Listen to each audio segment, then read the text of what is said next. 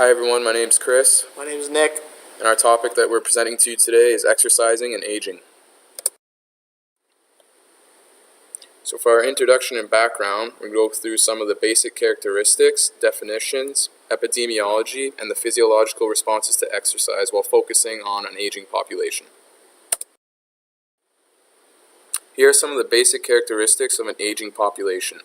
So muscular atrophy. So it has been found that muscle mass decreases with age. Between the ages of 30 and 70, almost 25% of muscle mass is lost in both males and females. This leads to a loss of force and power production. For the neural activation and integration, it has also been found to decrease with age. Thus, moves requiring high levels of coordination may result in increased risk for injury, and this in part is due to the decrease in force and power production from the muscles. And as you can see here on the right, we have a normal muscle, so that's the bicep there. And on the right of that is an atrophied muscle. So over here it's nice and strong, good hypertrophy throughout. And on the right of that, it's missing and lacking some muscle. Gait instability. So over time it increases. This is due to the weakness of the bones, muscular and connective tissues. It can also be due to degenerative diseases such as osteoporosis and osteoarthritis. And on the right over here, you can see this is just a simple graph demonstrating the biomechanical positions that you look for when going through someone's gait pattern.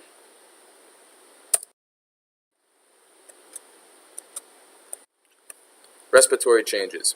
Vital capacity has been found to be reduced over time. The vital capacity is the maximum volume of air that can be exhaled through the lungs.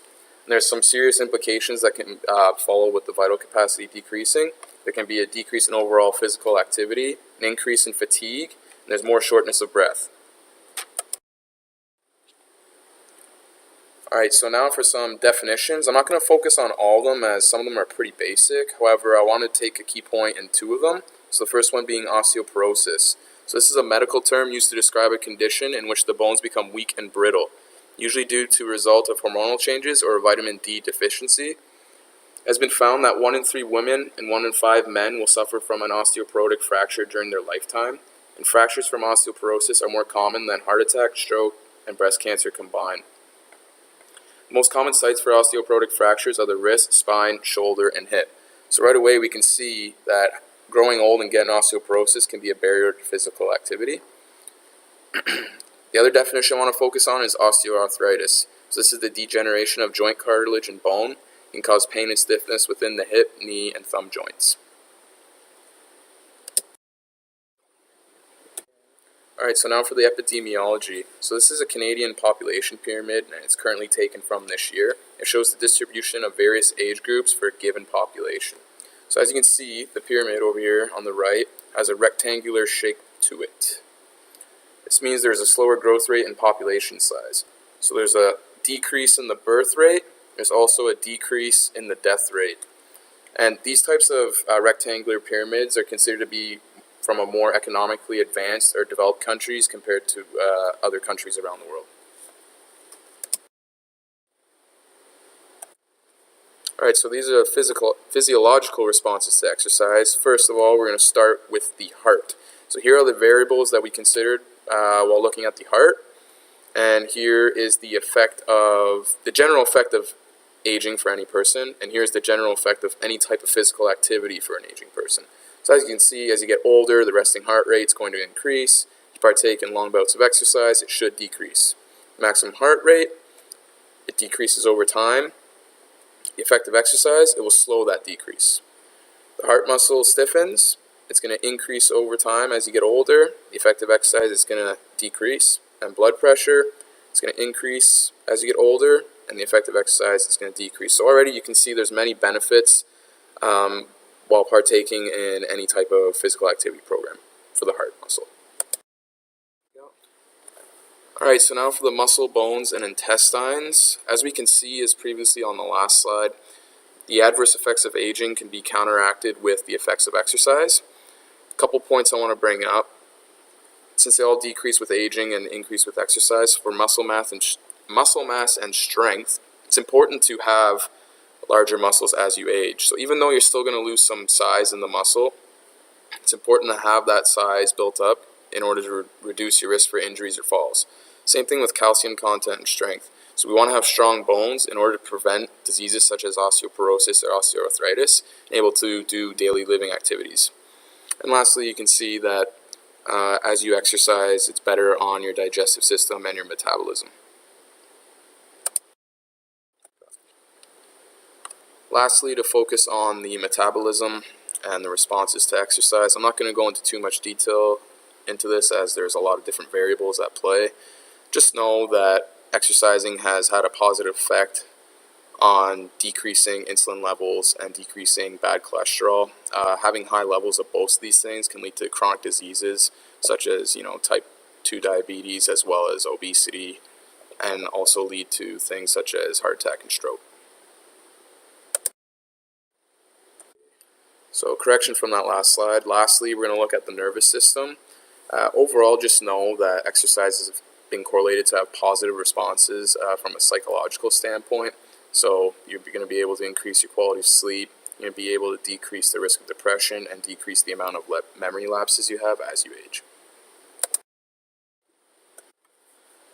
So here's just our evidence-based research. The article we chose to do was eccentric exercise in aging and diseased skeletal muscle. Is it good or bad? So here's just a basic checklist that we have when we look at our articles. We just want to go over and look through and check through what everything is there. So if you want to take a second, just read through what we have found, and we've put checks beside if it's yes, no, or unclear.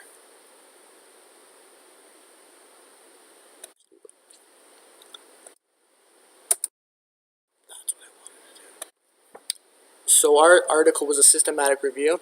So basically what a systematic review is just a collection of peer-reviewed and unpublished articles. The unpublished article part is to avoid bias in the articles. In the review. They're used to critically analyze and gain more insight on the specific topic at hand. So here's just our results and conclusions after reading the article.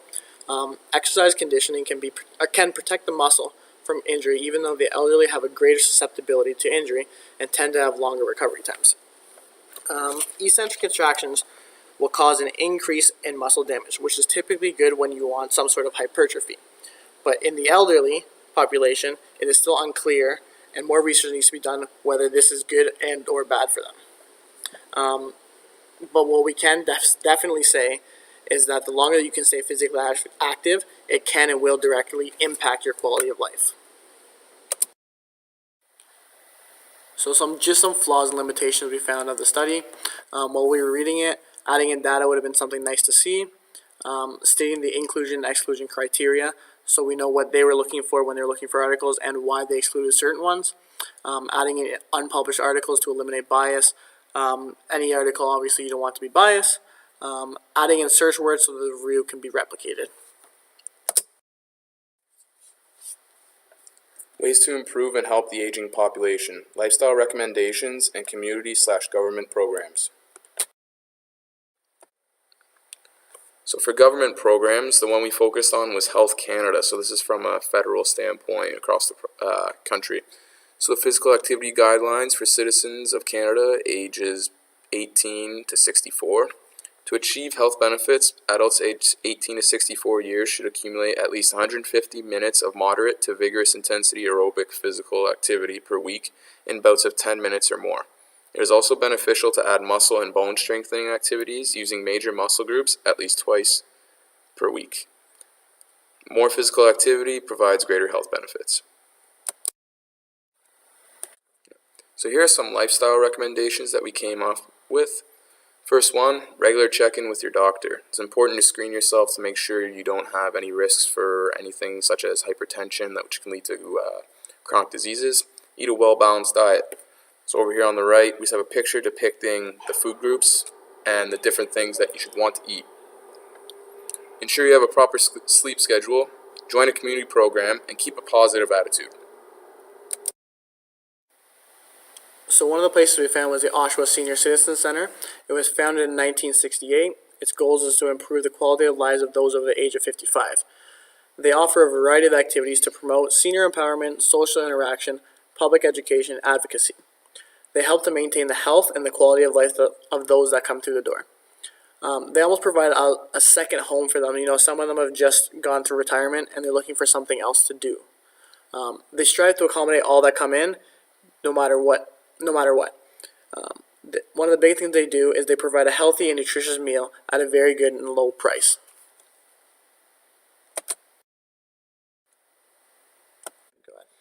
So this is Gladys Burrell, aka the Gladiator. She's a 92-year-old marathon runner.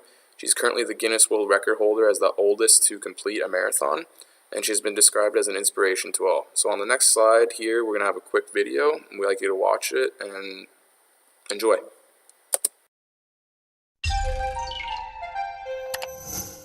The professional runners who win the Honolulu Marathon receive worldwide attention, but the thousands of everyday people struggling just to make it over the finish line are the heart and soul of the race.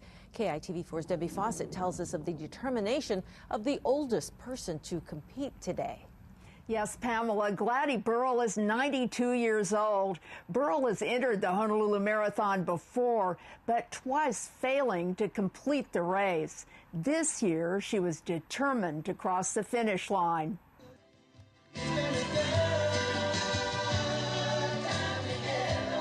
Many of the runners coming in after 9 hours on the marathon course look pretty beat up, but not 92-year-old Gladys Burrell.